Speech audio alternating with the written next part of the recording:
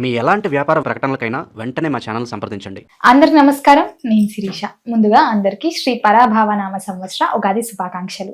ప్రస్తుతం మనతో పాటు ఉన్నారు ప్రముఖ ఆధ్యాత్మికవేత్త, జ్యోతిష్య పండితులు, త్రిపుర సుందరి పీఠం దైవాజ్ఞ రమా శర్మ గారు. గురుగారితో మాట్లాడదాం. నమస్కారం గురుగారు. శుభం తల్లి. గురుగారు, మీకు కూడా ముందుగా శ్రీ పరాభావనామ సంవత్సర ఉగాది శుభాకాంక్షలు అండి.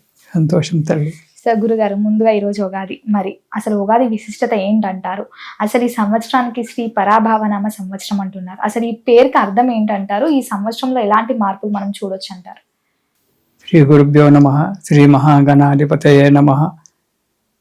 అరుణాం కరుణాతరంగితాక్షిం ధృతపాశాంకుశ పుష్పవాన చాపాం అనిమాధివిరయువృతాం అయోకైః అహమిత్యేవ విభావయేద్భవానీం.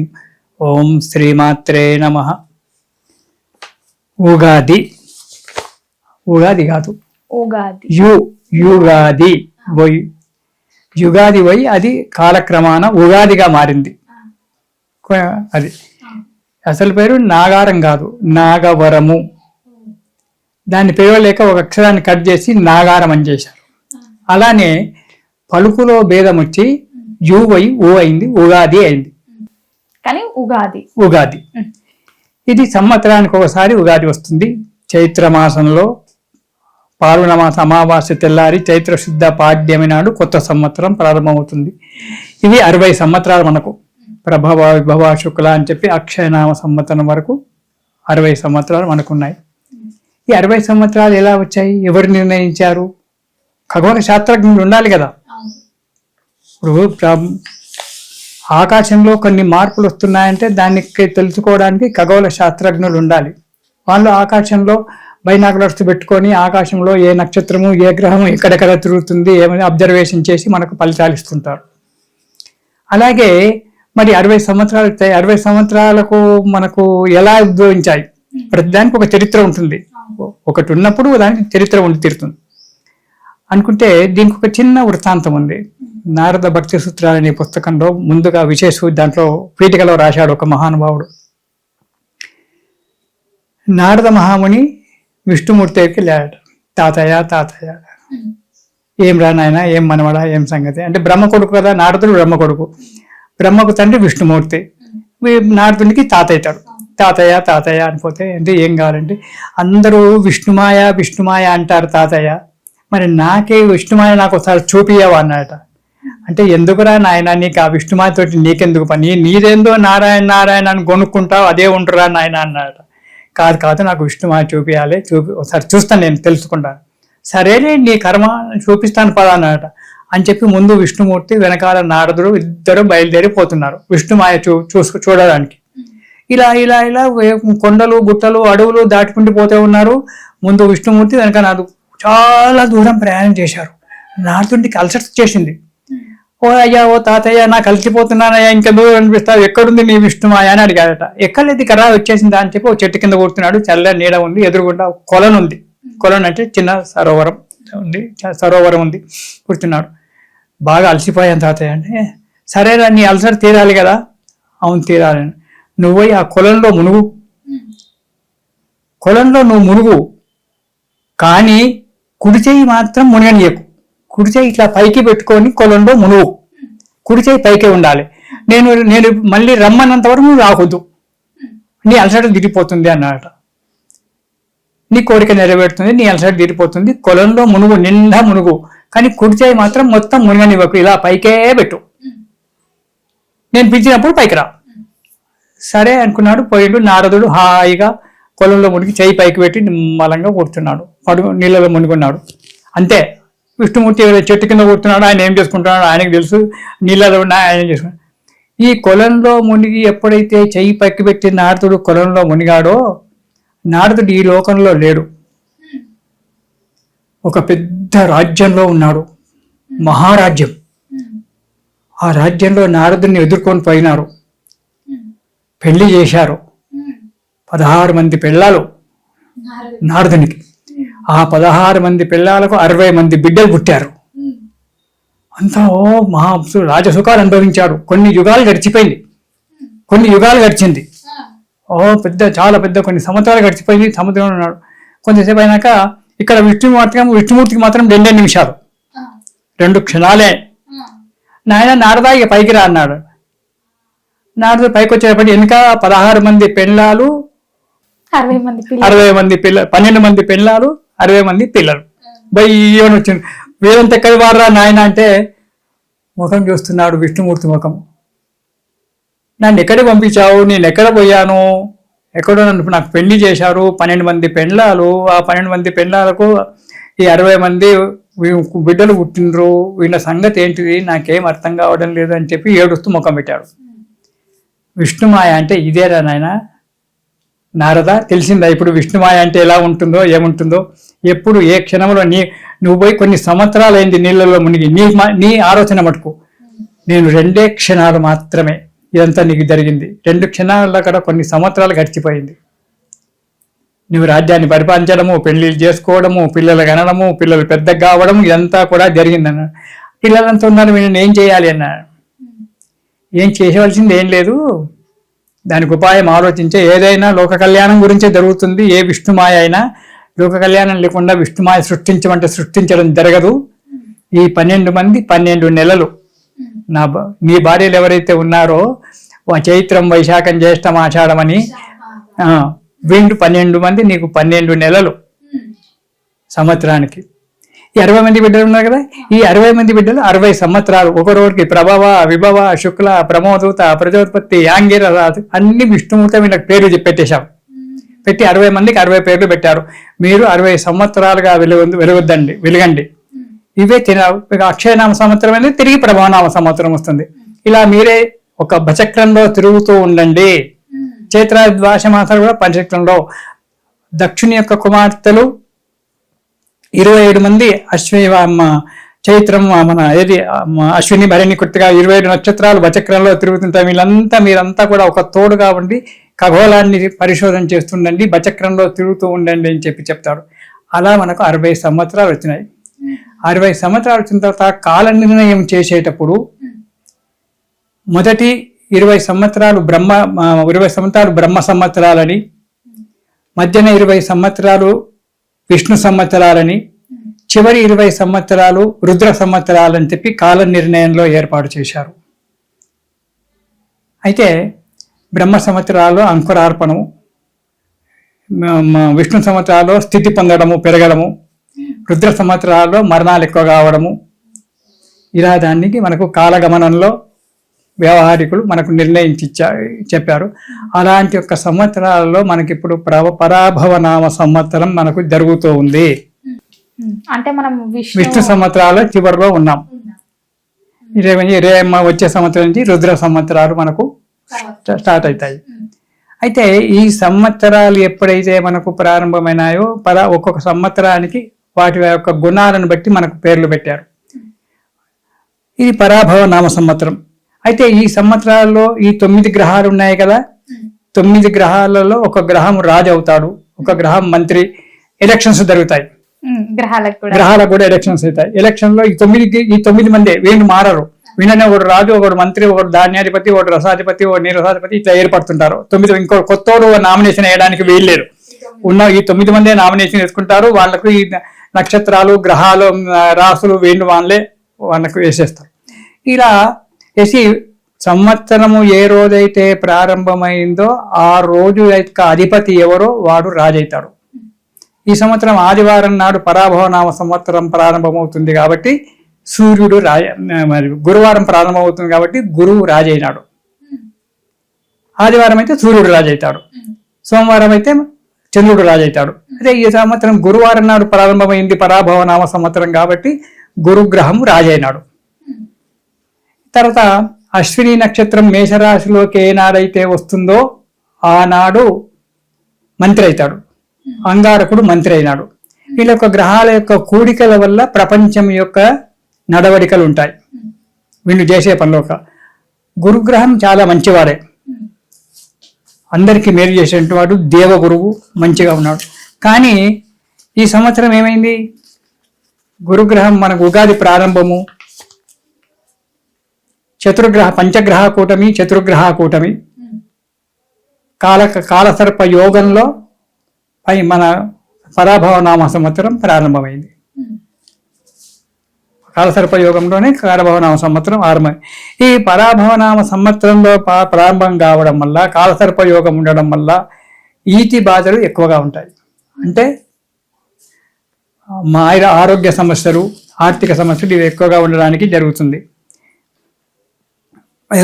పరాభవాబ్దే రాజానః ప్రాప్నువంతి పరాభవం భవంతి క్షుద్ర ధాన్యాన్ని ప్రభూతాన్ని త్రివృష్టయః. రాజు గురువు కావడం వల్ల, గురువు ఈ సంవత్సరంలో 3 రాసులలో ఒక దగ్గర స్థిరంగా ఉండకుండా 3 రాసులలో ప్రయాణం చేస్తూ ఉండడం వల్ల రాజులలో అశాంతి ఏర్పడుతుంది. పాలకులలో రాజులు అంటే ఇప్పుడు మనకు మంత్రులే పరిపాలిస్తున్నారు కాబట్టి రాష్ట్రాలలో కానీ దేశంలో కానీ ఇబ్బందులు ఏర్పడేటువంటి అవుతుంది. రాజులలో స్వార్థం పెరిగిపోతుంది. దాంట్లో మంత్రి అంగారకుడు చాలా భయంకరమైనటువంటి వాడు ఎక్కడ చూస్తే అక్కడ కొట్లాటలు పెడదామా అని చెప్పి చూస్తుంటాడు. కొడదామా, తందామా, చంపుదామా, కొట్లాటలు పెట్టండి వాని మనసు ఊరుకోదు. కాబట్టి ఆ అంగారకుడు మంత్రి కావడం వల్ల పరస్పర యుద్ధాలు ఏర్పడడం, రాజులలో ఐకమత్యం లేకపోవడం, శత్రు దేశాల వారు మన మీదకి, మనము శత్రు దేశాల మీదకి కాలు దువ్వడం, ఇలాంటి జరగడము. అంగారకుడే మంత్రి కావడం వల్ల అగ్ని బాధలు, అంటే ఇప్పుడు అన్ని కాలిపోతున్నాయి షార్ట్ సర్క్యూట్ తోటి, దీంతో మంచి వింటున్నాం. అలాంటి అగ్ని బాధలు కలగడము, జన నష్టం కావడము, ఒకరినొకరు చంపుకోవడము, కొట్లాట యుద్ధాలు కావడం, కావడము, ఇలాంటి అన్నీ కూడా జరగడానికి ఆసుకుంది. ప్రజలలో గురువు రాజు కావడం వల్ల ప్రజలలో భక్తి పెరిగిపోతుంది. తర్వాత మంచి వర్షాలు పడతాయి, పంటలు సానుకూలంగా ఉంటాయి. కొన్ని చోట్ల మాత్రం ఇబ్బంది కావచ్చు, కానీ చాలా మటుకు పంటలు ఈ సంవత్సరం చాలా మంచిగా పండుతాయి. 3 రాజులు తిరగడం వల్ల, ఒకే చోట స్థిరత్వం లేకపోవడం వల్ల పాలకులలో, పరిపాలించేటువంటి పాలకులలో కూడా స్థిరత్వం అనేటువంటి లేకుండా ఉంటుంది. నువ్వు ఇన్ని రోజులు నువ్వు మంత్రి పదవి చేశావు, ఇక్కడి నుంచి నువ్వు పక్క తిరుగు, నేను చేస్తాను సీఎంగా, వాళ్ళ దాంట్లో పోట్లాటలు రావడం, లేదా మధ్యాంతరికమైనటువంటి ఎన్నికలు రావడము, రాష్ట్రాలు పడిపోవడము, ఇలాంటి జరగడానికి ఆస్కారం ఉంది. దానివల్ల అంతేకాకుండా చంద్రుడు సేనాధిపతి అయినాడు.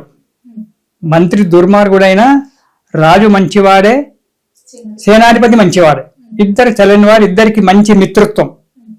కాబట్టి ఈ చంద్రుని యొక్క సలహా వల్ల, అంటే హోమ్ మినిస్టర్ వల్ల, సలహాల వల్ల మంత్రి తగ్గి ప్రజలకు సహాయం చేయడానికి ఆస్కారం ఉంటుంది. పిఎం ఏమో అంగారకుడైనాడు, కానీ హోమ్ మినిస్టర్ మాత్రం చంద్రుడైనాడు. చంద్రుడు తెల్లనివాడు, మంచివాడు కాబట్టి పిఎంకు మంచి సలహాలు ఇచ్చి, ఈ విధంగా మనం నడిచినట్టయితే ప్రజలలో మన బలం ఉంటుంది, ప్రజలకు మేలు కలుగుతుంది, మనకు కూడా బలం ఉంటుంది అని చెప్పి వాళ్ళకు న్యాయ సలహాలు చెప్పి ముందుకు తీసుకెళ్లడం అనేటువంటిది సైన్యాధిపతి యొక్కది. ఇతర దేశాలతో యుద్ధం జరగడానికి ఆస్కారం ఉంది. అయితే సేనాధిపతి మంచి సలహాదారు కాబట్టి మంచి సలహాల చేత రాజ్యాన్ని నడపడం అనేటువంటిది బాగా ఉంటుంది.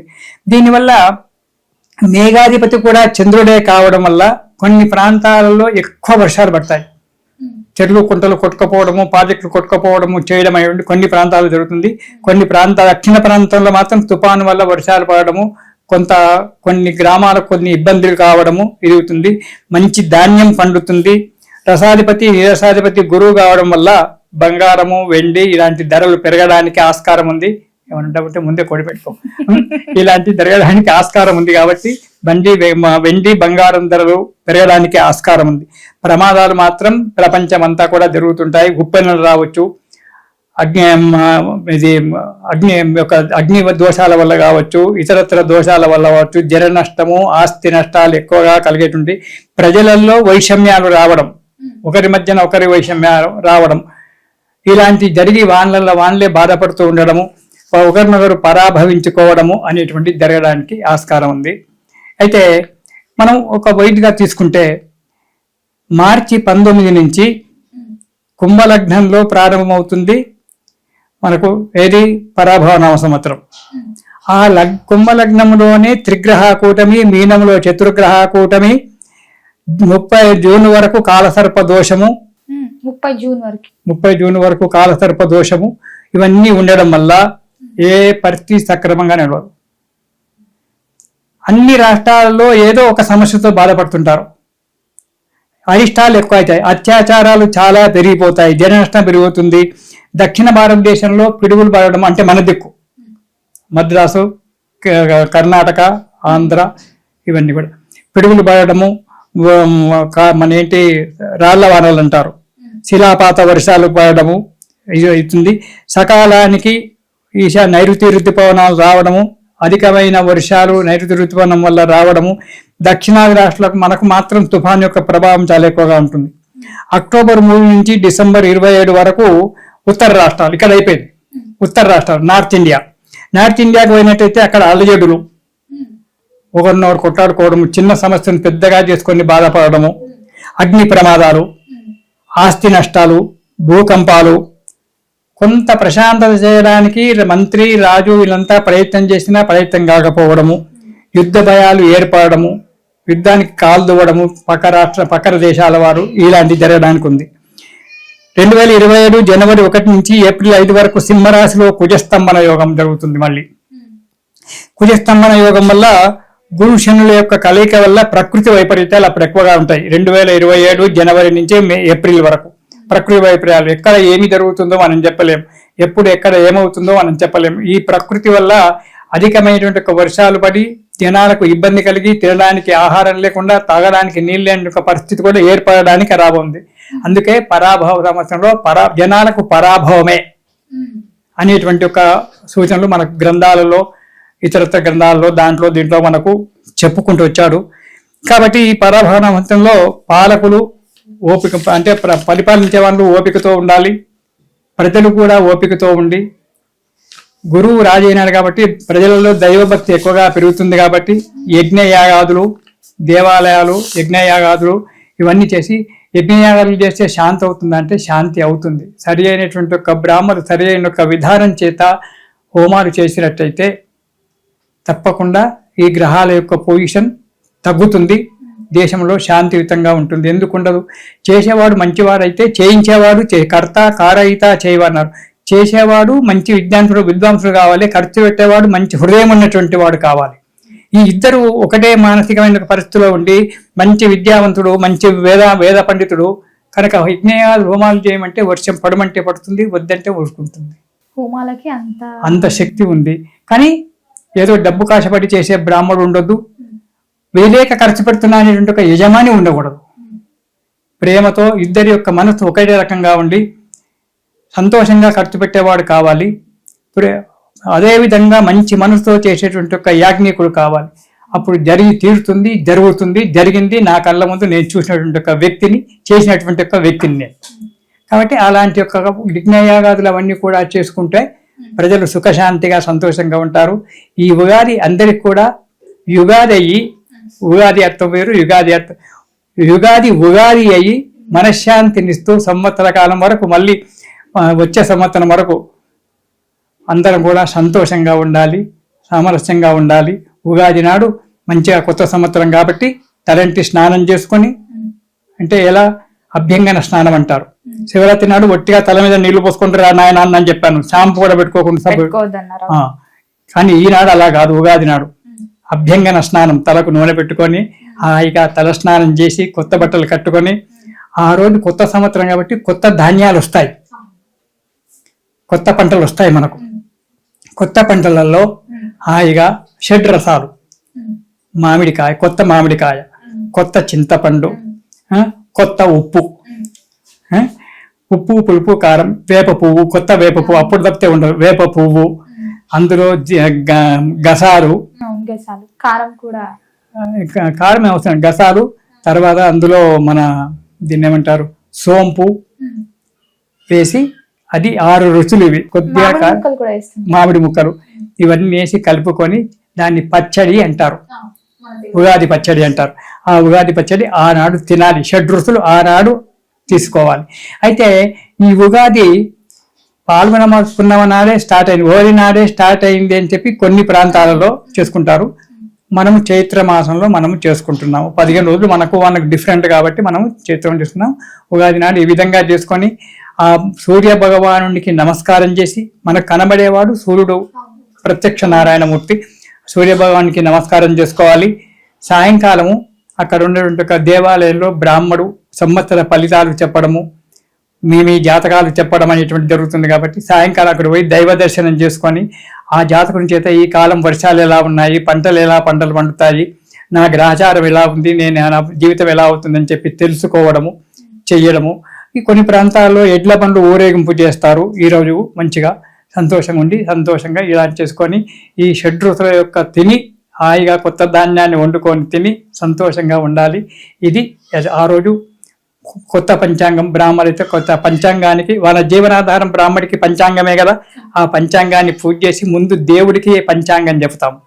తిథి వార నక్షత్రయుక్తంగా ఈ కొన్ని ఇప్పుడు మన తిరుపతిలో అక్కడక్కడ కూడా పంచాంగ శ్రవణం ప్రతిరోజు ఆ వెంకటేశ్వర స్వామికి శుభతితో ఈనాడు ఈ తిథి ఈ నక్షత్రము ఈ సంవత్సరం అని చెప్పి ప్రతిరోజు చెప్తూ ఉంటారు. అలాగే మేము సంవత్సరం నాడు అయ్యా ఈ సంవత్సరం వాళ్ళ ప్రారంభమైంది, నీకు పూజ చేస్తున్నాము, మా సంవత్సరం మొత్తం మా జీవనాధారం పంచాంగమే కాబట్టి మమ్మల్ని హాయిగా పంచాంగాన్ని పూజ చేయడము, సాయంకాలం పంచాంగం చెప్పడము, 10 మందితో కలిసి ఆనందంగా ఉండడం అనేటువంటిది మనము చేస్తుంటాము. ఇది ఈ విధంగా ఉగాది చేసుకోవాలి తల్లి. సంతోషం, శుభం. గురుగారు మొత్తం మీద ఉగాది విశిష్టత తెలియజేసినందుకు ధన్యవాదాలు. సంతోషం తల్లి, శుభం.